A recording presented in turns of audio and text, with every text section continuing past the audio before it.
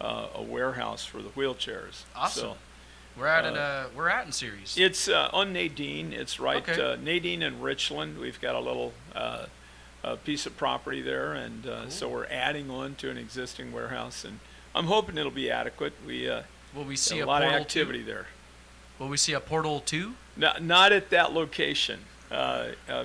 Portal 2 is always, a possibility, but it's got to be, timing's got to be right. The planets have to line up, man, and so. Yeah, that's what the whole portal is about. Is space That's right. themed. I realize That's right. The planets have to line up. So anyway. So, have you done anything music related at all within since the portal closed? Yeah, I've done we of course do our annual event that's kind of a recognition of all of our partners, but and that was crazy. This year we had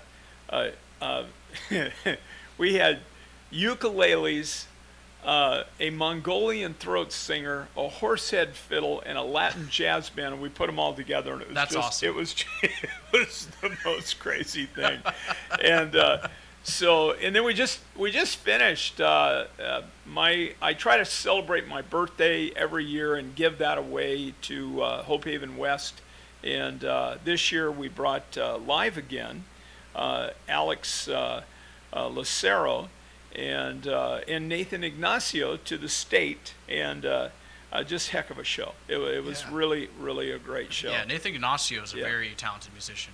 As is Alex Lucero. If you've not heard live again, amazing vocals, guy's a class act. He's tearing it up, burning up Santa Cruz right now. Cool. And so he's an Oakdale boy, but has moved over to Santa Cruz and really getting some traction over there. So yeah. Okay.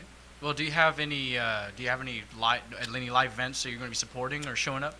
Coming up, I mean. The next event that I'm planning is, once again, I've kind of settled in right now because we're doing so much with Hope Haven West. We've got so many of these projects. From the beginning of this year, we started in February in Guatemala, and then we did a project in March or in April in Puebla, Mexico, and then we did a project in Guadalajara and in Tepic, Mexico. And so those are 3 containers that we've done thus far.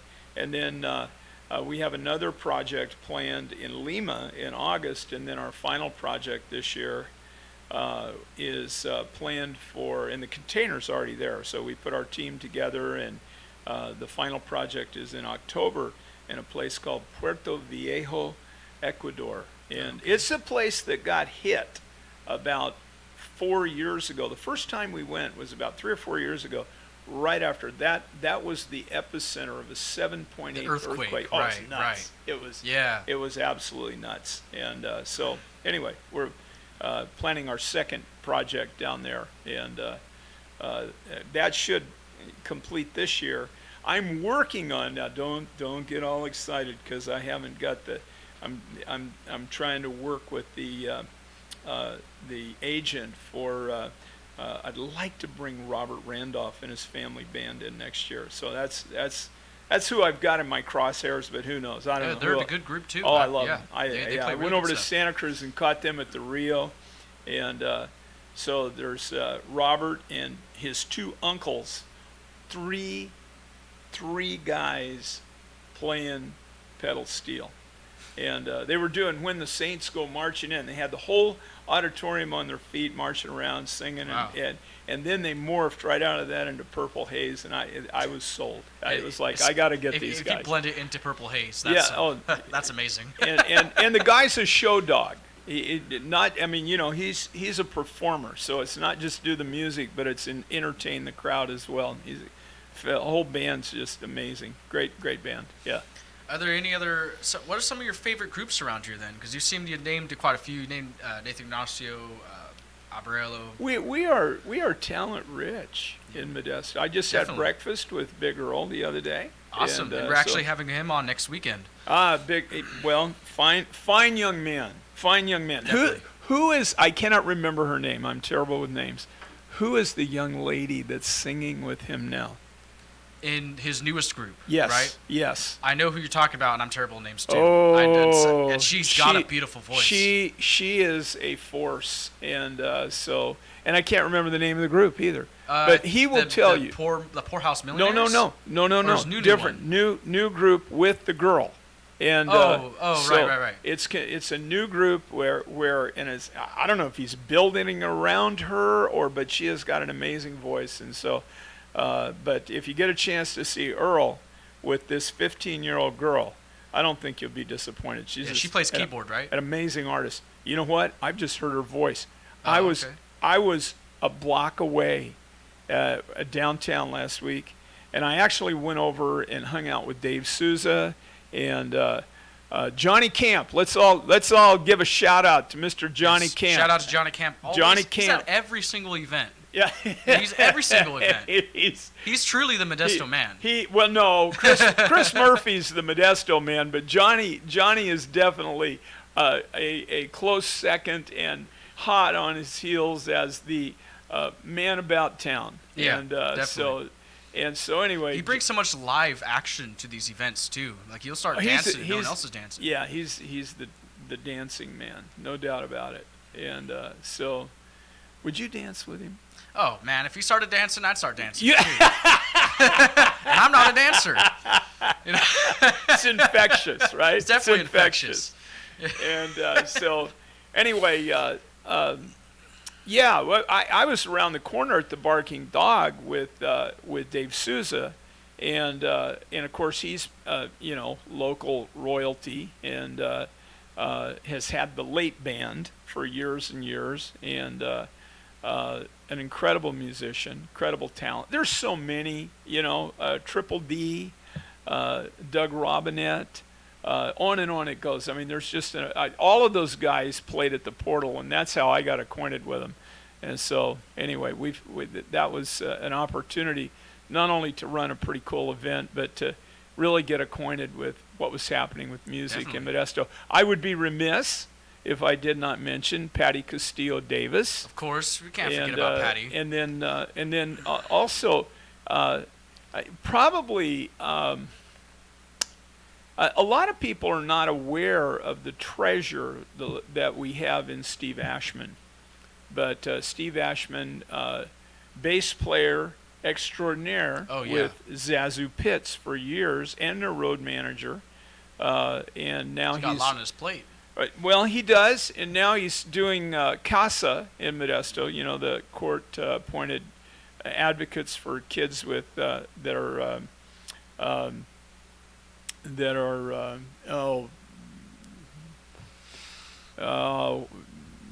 foster kids, and so Steve is the administrator, the director of CASA in the Modesto area, but still brings in all these crazy artists. I mean, when we were at the Portal, he was bringing in Barry Melton, who was Country Joe and the Fish. They brought in David Aguilar. Really?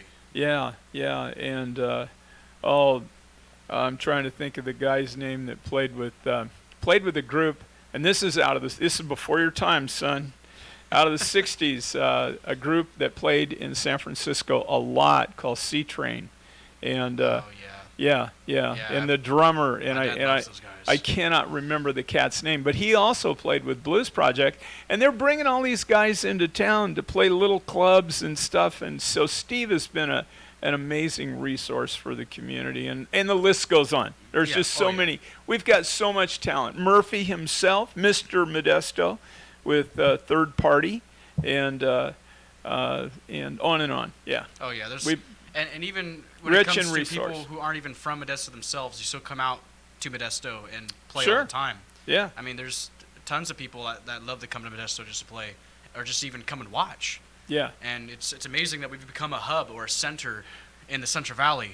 It's going to be interesting to see what happens with Joe Traina and the new venue out at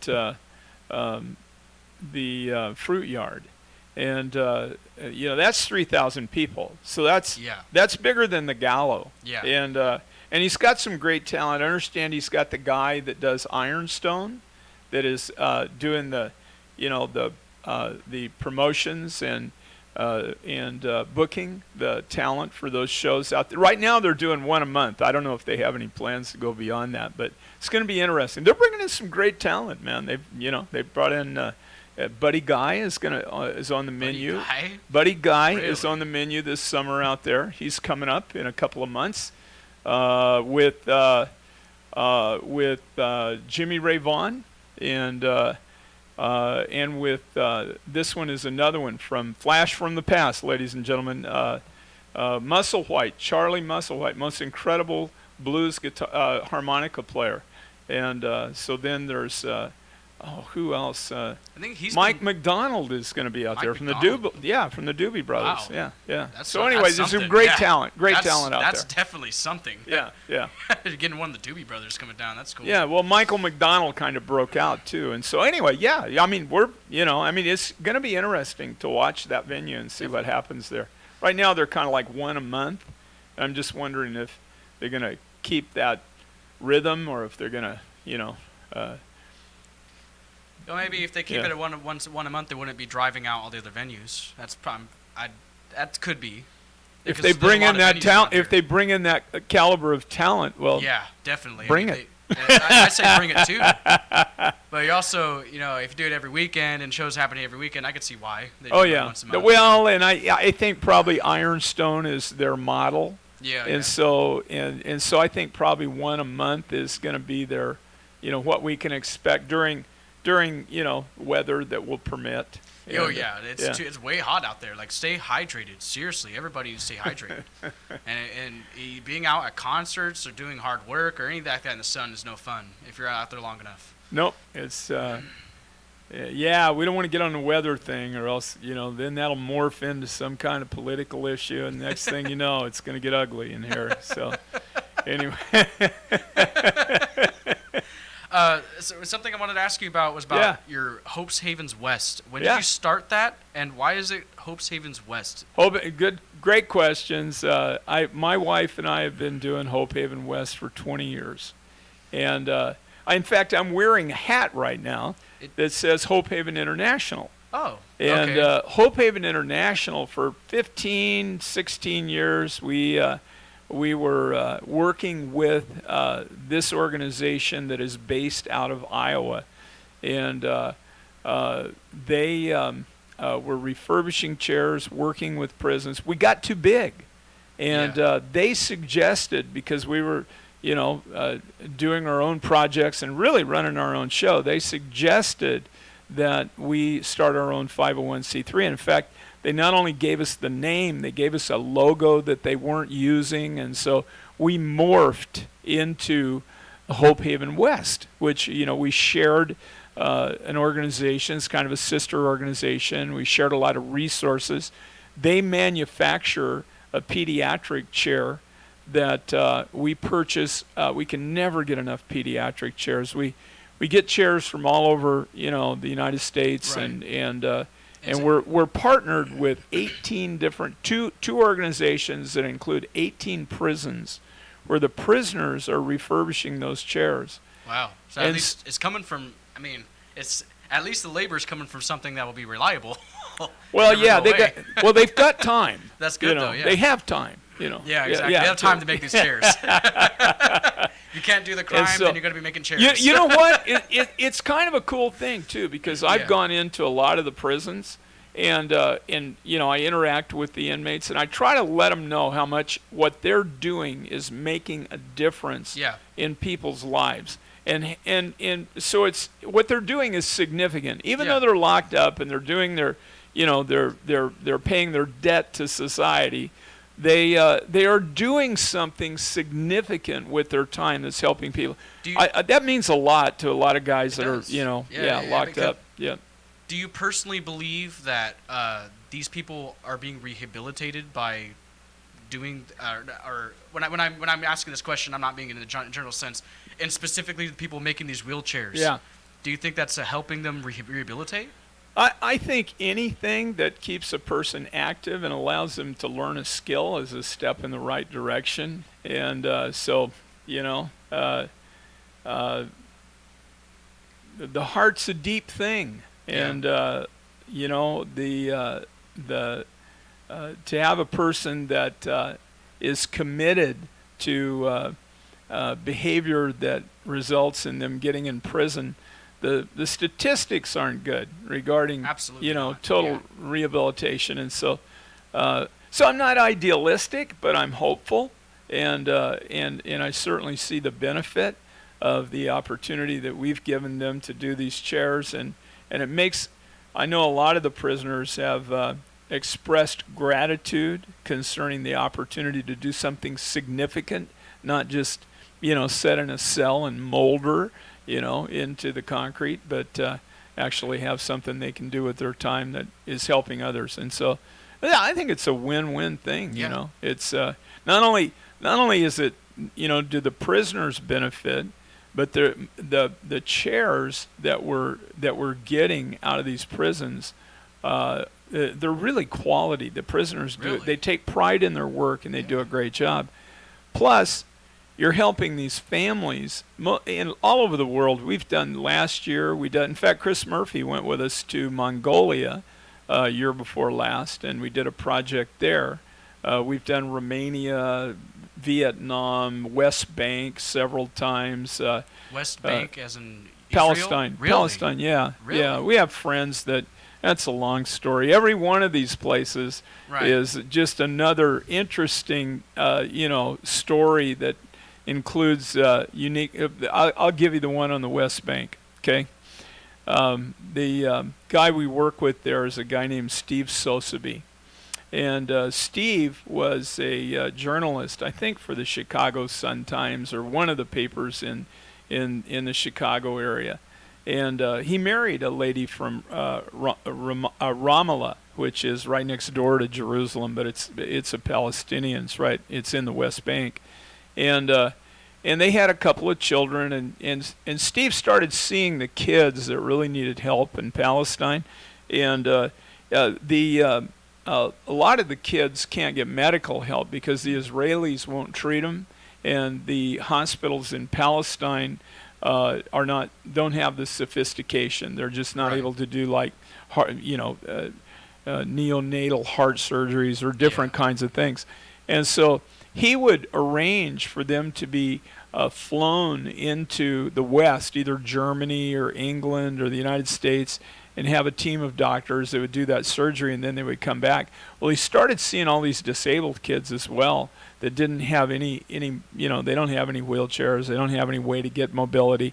And so he put together a couple of projects where we went in and actually delivered the chairs. And so incredible And that's experience. amazing. Yeah. Because this is the whole reason why I enjoy what you do. I mean, it doesn't even matter who's necessarily receiving it; they're receiving the help. Yeah. And that's what it's all about, really. There's no Lit- one's being forced to do it or anything like that. You're doing it out of the kindness of your own heart. And there's no litmus that's the best way to test. do it. We're just, you know, if you are, we go to places that the State Department suggests that we don't go. Yeah, and I'm sure you've been to some Yeah. really, really scary places, and that's actually one of the questions I'm going to ask you. What was probably the most scariest ones you've done? Probably the sketchiest place that we have frequented. We've done several projects there is El Salvador.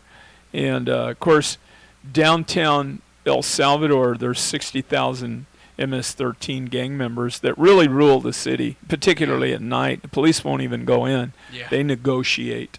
And so our wheelchairs were kept at the police academy's training compound, which is, you know, it's pretty secure. And so you got a big wall around it and big iron gates, and you go in, you know, through the Sally Port, and you know, go into the compound.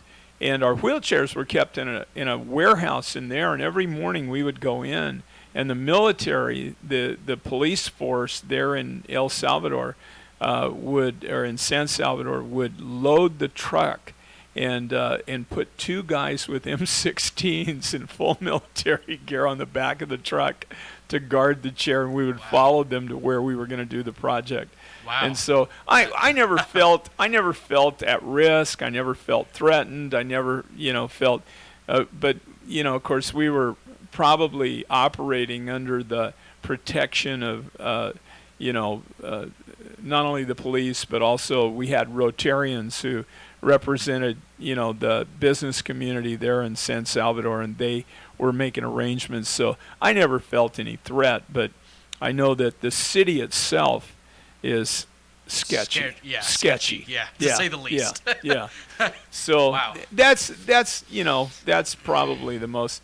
There's been some places we've been that we've been in primitive areas, and one other story in Nicaragua, we were in a place called Somoto, and the hotel that we were in was represented to us as the best hotel in Somoto, and it was it was pretty primitive, and my wife still tells stories about this hotel, but you would go in the shower and soap off, and then the water would just stop.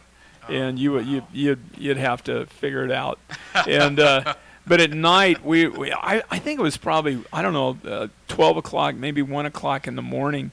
Second night we were there, I hear what I identified as gunshots, and so I got up, and it sounded like it was right out in the the hotel area itself, but I didn't see anything out there. It was surrealistic. It was like watching a really bad Tarantino film out the window, and the next morning we got up, and the church, which is 1 block away, there was all kinds of blood that was wow. on the side. So somebody took a hit.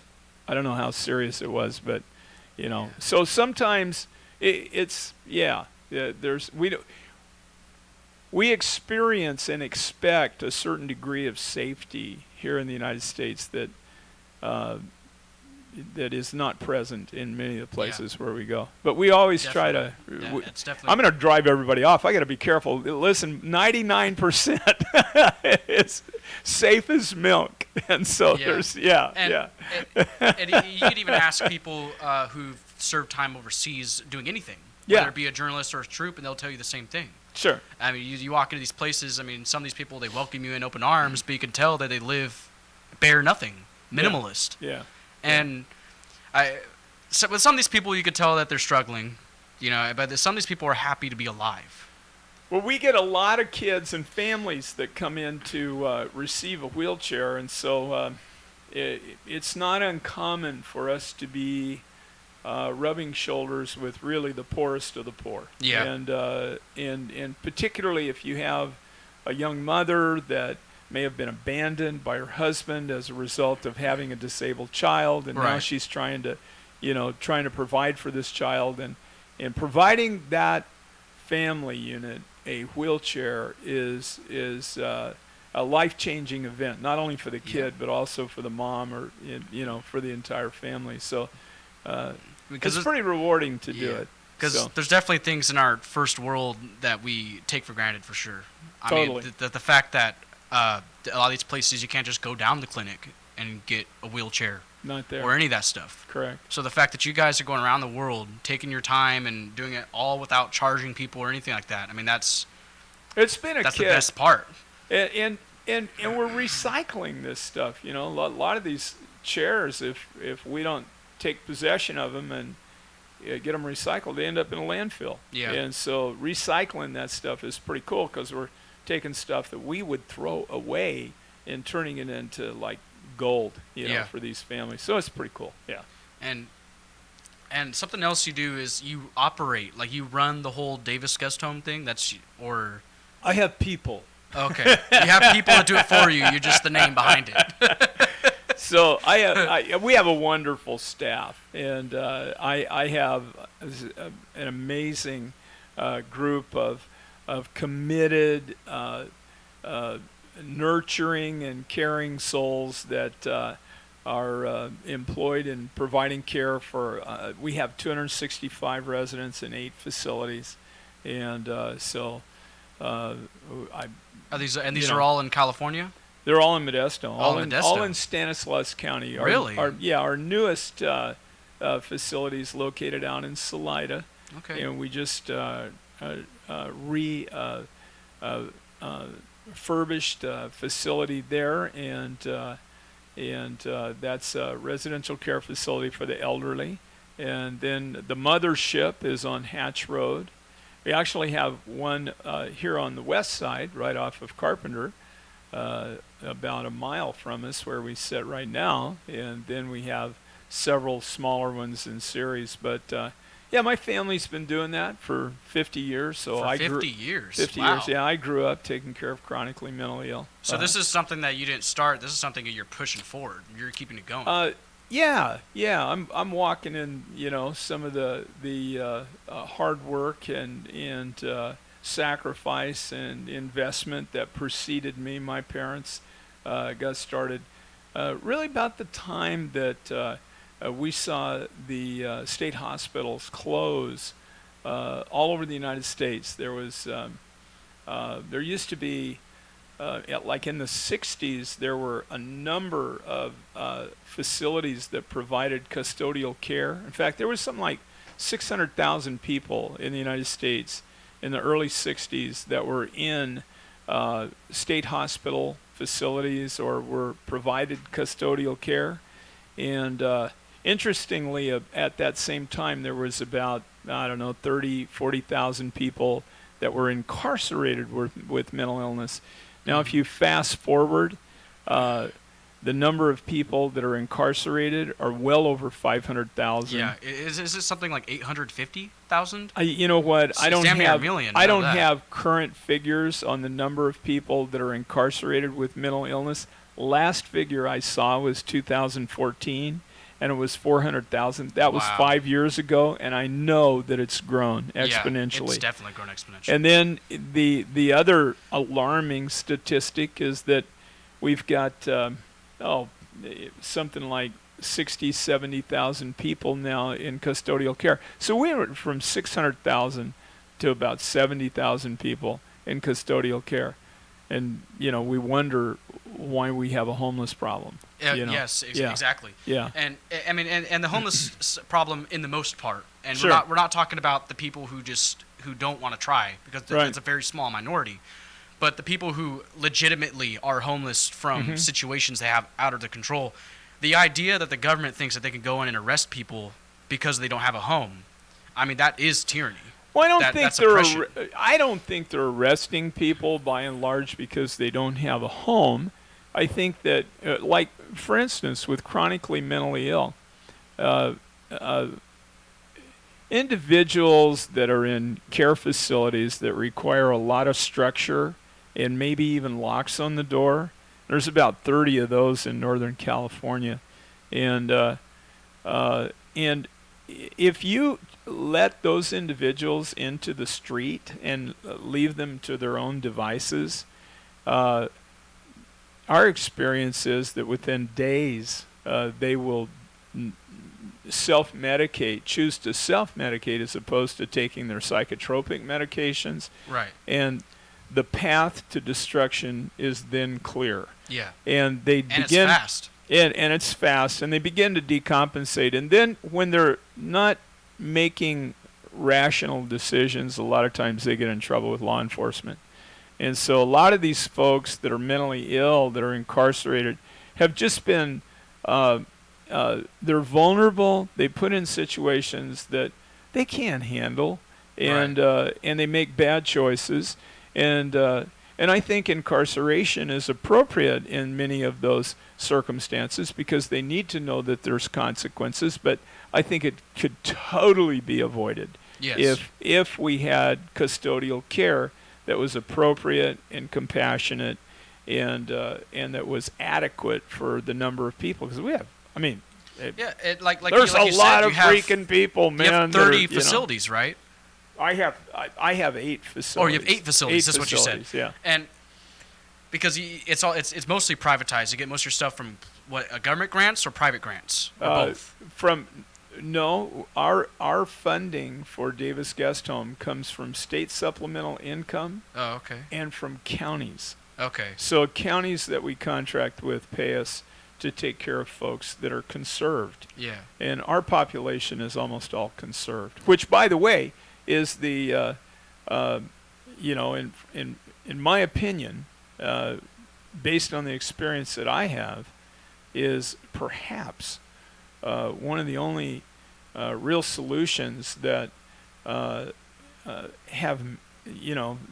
that I can see any viability in regards to addressing the problem of mentally ill on the streets, because they're not, many of these individuals, they're not self-aware. Yeah. They suffer from anosia, which is a big word, and it means that they don't have the ability to even understand their own illness, and so they continue to avoid any kind of medication or any kind of intervention in their lives. A lot of times these become some of the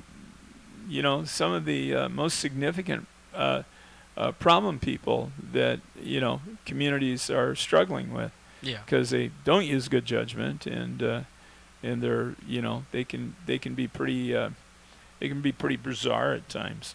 Yeah. Which is why they end up incarcerated. Exactly. Yeah. A lot of these people, I mean, you'll find people arguing to nothing on the streets with themselves. Yeah, yelling out there themselves. Yeah. And a lot of people, they look at that and they just walk away.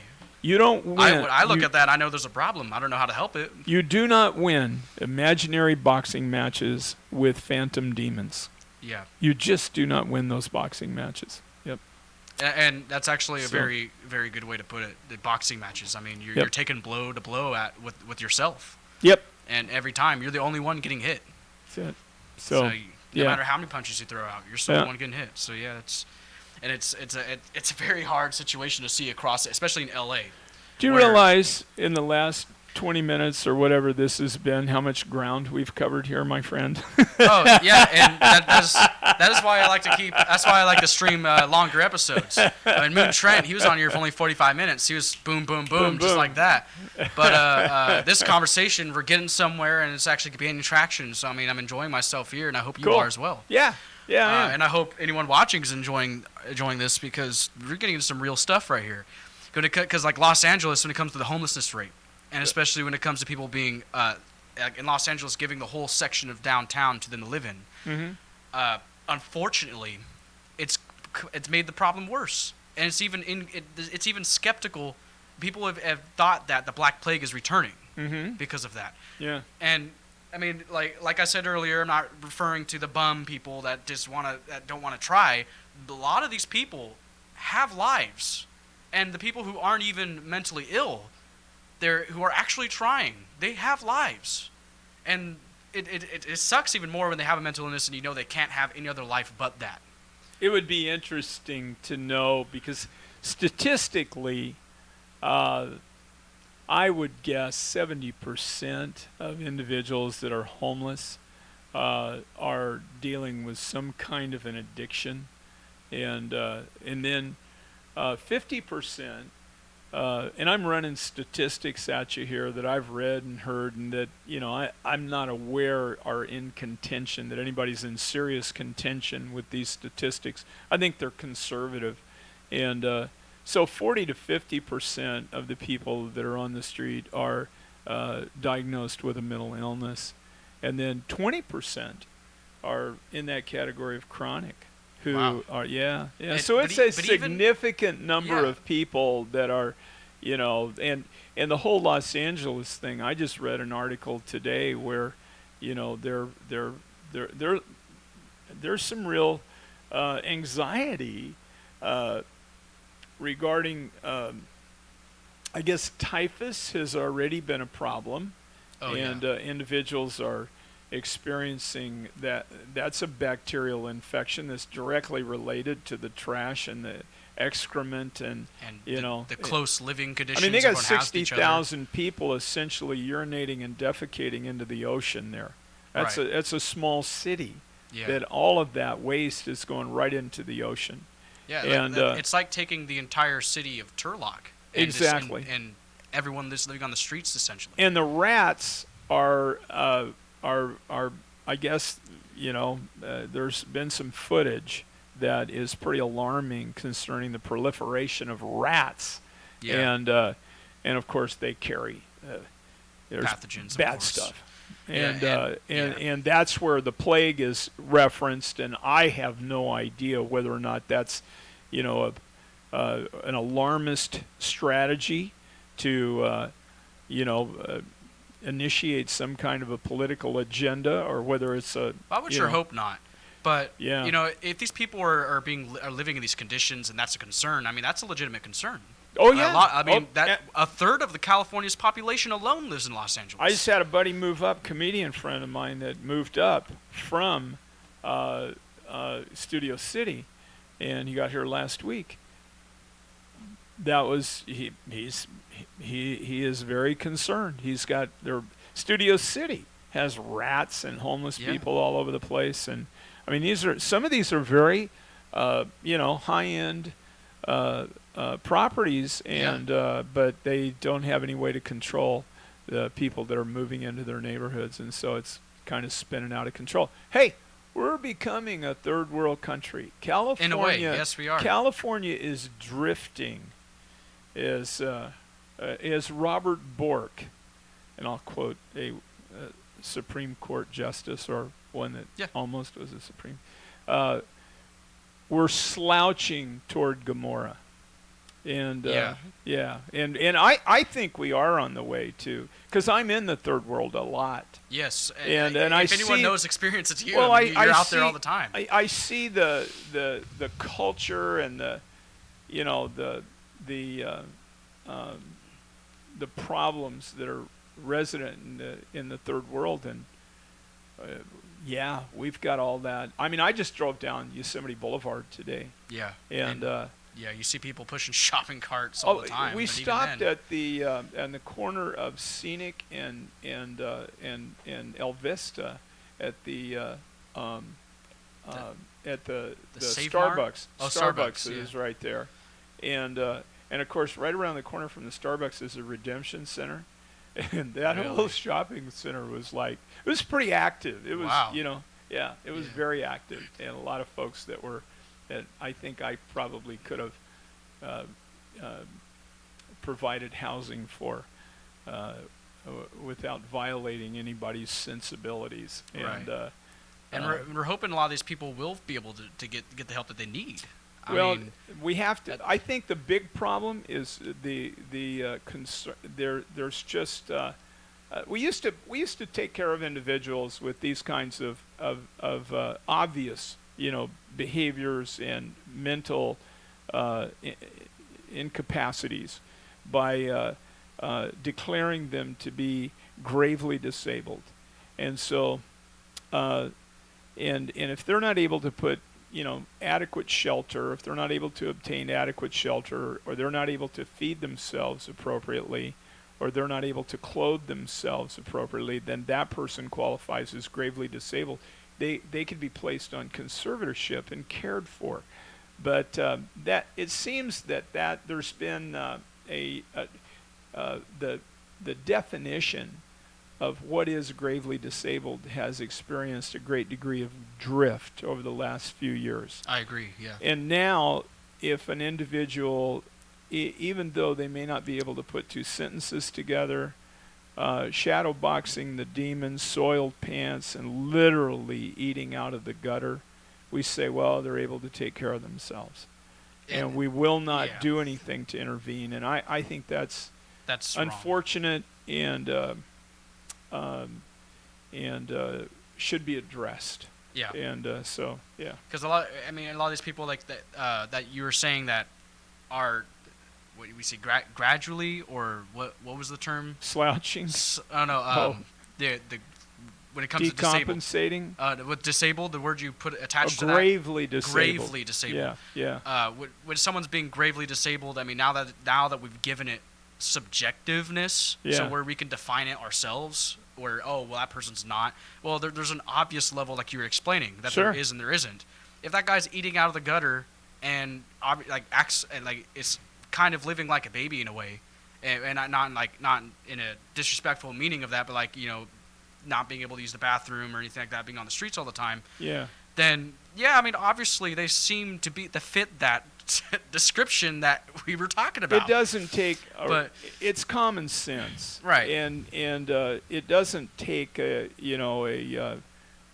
college degree or you know a real sophisticated approach to be able to realize that this person needs help. Yeah. And but we've chosen not to do that. And you know, I'm reminded of Doc Holliday's. He was coming down the street after the OK Corral in the movie Tombstone, and he looks at the sheriff and he says, "How cosmopolitan." And sometimes I feel that way in regard to the way we're responding to the needs of how cosmopolitan, how sophisticated we've become. Right. And How sophisticated we're now. We can deny people things because we think it's wrong. Well, the bottom line, we've become ideologues. Yes. And we're so deep into that we can't that you know we're abandoning common sense. I'm glad you actually brought that one up, because a lot of people, they have this whole my feelings are more true than your facts, and that's like the best way I could put it. Basically, they want to push their narrative or their agenda or use talking points, and it doesn't have to be political. This could be about anything. Yeah, you could be a fake doctor, and Sure. all you have to do is make up a bunch of conditions. Like a lot of people who use alternative medicine to scam people out of things do that. Sure. Not saying all people involved in alternative medicine do that, but you know, if it exists, it's possible. Snake oil is snake oil. Yeah. And a lot of people, same, like even on TV, you can see it. People will tell you what they feel like is true, or if they know the truth will go against their narrative, they'll just hide it. And it doesn't even have to be political. It could be about anything. Yeah. Even in music, in the music industry, someone could make up a whole rumor and have no evidence and push that on TV because feelings are more true than facts. Yeah. So now when someone comes out with these facts saying, no, this rumor isn't real, well then shit, no one wants to watch that TV show. I agree. And it's all about the wallet. And it's not even, because now people are thinking too much about profit and not about revenue. People are thinking too much about themselves and not about the world. You know, if you want to make a change, you got to make that change. You can't be stingy or force people to make the change because you want them to. You just make the change based upon your ethics. Hey, whose soapbox is this anyway? Soapbox? No, I'm messing with you. You're on a roll. I mean, we were having a very good conversation. I enjoy it, so I mean, I may get carried away a few it's seconds, good. but You go right ahead. And I like passion, so that was very well said. Because what you do, I mean, you said you've been doing this for 50 years. Like, that's how much My experience you family, have. I grew up there. My folks started taking people. The state hospital closed in I think 62, 63 in Modesto. Used to be where the Modesto Junior College, the West Campus. That was Modesto. That was the Modesto State Hospital, and I don't know what the population was, but it was a pretty good sized campus. And that closed in 63. And that trend of deinstitutionalization was taking place all over the United States. And so people were released many times into the community. And the ideal was that there would be wraparound services or case management and other services that would follow these individuals. And I think you could make an argument that did not happen effectively, and so a lot of people ended up without the proper medication, without the proper intervention, without the proper structure, and thus we fast forward almost 50 years now or more, and we see a problem. We see a problem now that is you can draw a straight line back to that initiative. And I think there's things that could have been done. I think we've tried. It's not that there's any kind of an evil conspiracy or anything, but it's just an unfortunate a result that I think we're experiencing now, and we're becoming, keenly aware that we're going to have to do something. Yeah. And California now has, with AB 109, they've established, I believe, the prison occupancy rate can be at 135%. When they started, it was 185, and so they dropped, 50 percentage points, and which resulted in a huge release of individuals from prisons. Many of those individuals were mentally ill, and many of those individuals were individuals that were incarcerated for drug-related offenses. Right. And so those people are back out in the community. So you have a lot of addicts and a lot of people with mental illnesses showing back up on the streets, and we're just not equipped. We just don't have the resources to deal with those folks. Do you think that the war on drugs definitely increased the amount of homeless individuals that you would care for, cause them to be incarcerated? Like, and I'm sure this is kind of like a dumb question to you, because I can see your smile there. Well, it's actually more of a smirk, but right, because this is more of a question I have from the audience. I don't know. I really don't know. I think the war on drugs, and I haven't really studied the statistics regarding the impact of some of our initiatives enough to be able to speak authoritatively. So I think I'm going to grab the fifth on that one. All right. Chicken dookie, right? Because really, I just can't speak knowledgeably off the top of my head regarding what that, I do know this. I do know that there is a hell of a lot of fentanyl hitting the streets right now. Definitely. And I know that heroin is freaking cheap. Yep. And so, as is meth. It's just, this stuff is cheap. So you can support a habit by collecting cans and panhandling. You couldn't do that in the 60s or the 70s. Absolutely and not. You can do that now because this stuff is just dirt cheap. All this stuff's coming in from China. The cartels are mixing it. They're bringing it across the border, and it's just ridiculous. And so a lot of the people that are addicted and a lot of the people that are mentally ill, that are self-medicating, are not particularly interested in any kind of program because their lives are consumed with that addiction. Yeah. And that addiction could I mean, you mentioned heroin and opiates and fentanyl, sure. but even alcoholism. Yeah. And cocaine is still kind of a big deal. And alcohol, it's not, but it's mostly alcohol. Yeah, alcohol is a big problem, but I think it pales next to the opioids, and it's still serious. I mean, it's serious addiction. Yeah, because people on the streets, I mean, they might, if they run out of a drug or whatever, or if they can't find it, they're just going to find the next one to try to get screwed up on. Apparently, it is. It doesn't appear that there's any immediate danger that anybody's going to run out of anything right now. It is ridiculous how much stuff is out there and how cheap it is, and so I think that contributes to the problem. We've got a huge problem, and again, I use that third world country metaphor, but I don't think it's too far fetched in regards to where we're headed, because we've got all these people that are that are struggling with addictions, and more on the way. Yeah. And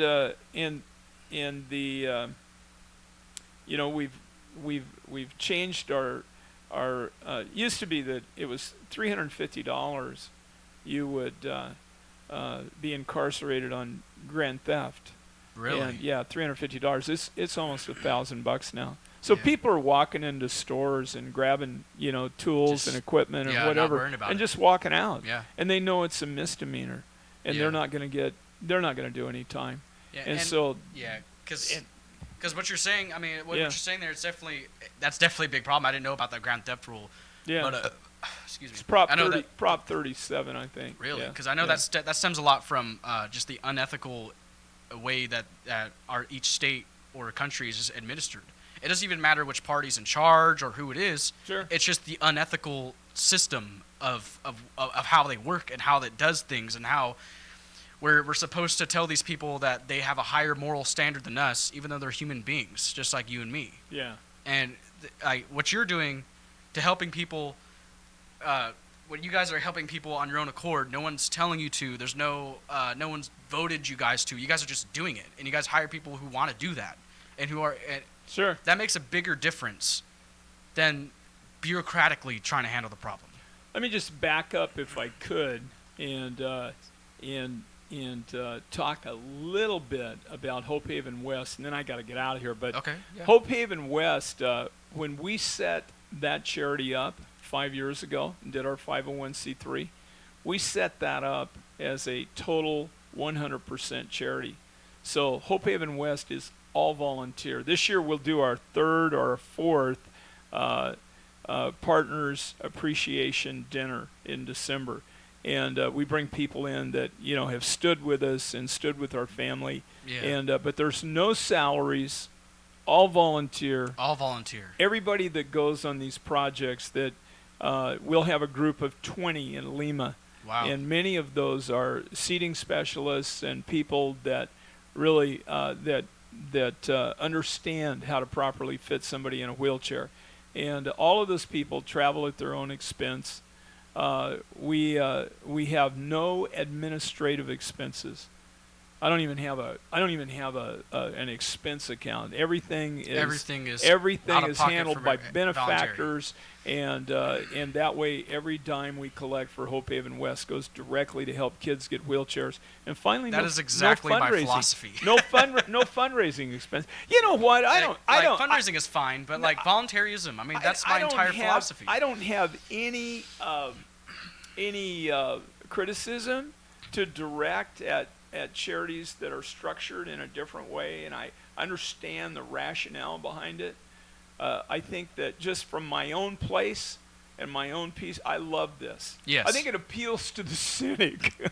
It's like the people that are going out, where if the guy's running a charity and he's driving a better car than you are, it's like, yeah, right. What is that? Yeah. And it's very true. It's the same thing with any business being handled as well. I mean, if you treat people unethically, or even your business unethically, it's going to fail. And that could be said the same with charities. You run probably, from what I've heard, the most ethical charity. Nah, there's a bunch of them. I mean, there's a bunch of them. I'm in a class. There's a water, clean water. I can't remember the name of it, but a big outfit that has the same model. Global Orphan Project runs a bunch of family orphanages. They have this. There's others, and I appreciate.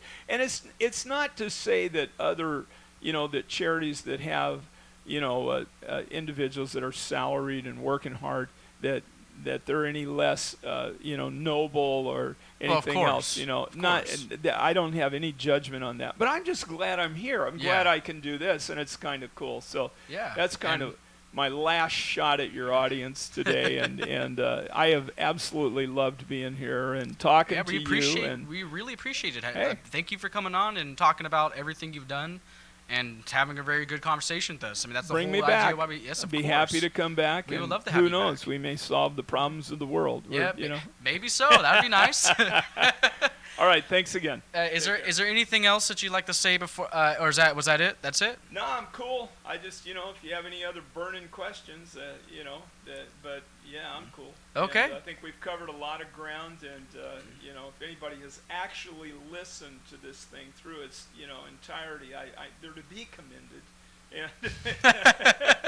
Yeah, shout out to everyone that's been watching. Shout out to everyone who supports us. Absolutely. Of course. Thanks much. And Thanks thank for you. having me in. Well, thank you, Lonny Davis, for coming on the show. And I'm going to end the show by giving a big thanks to everyone that can make the show possible. Everyone who's been on the show already. Moon Trent for helping us out with the open mic at the Brave Bull, and Melinda Trevino for helping us, just being a business partner of GottaDo Productions. Thank you to everyone who's been involved, and have a great Sunday.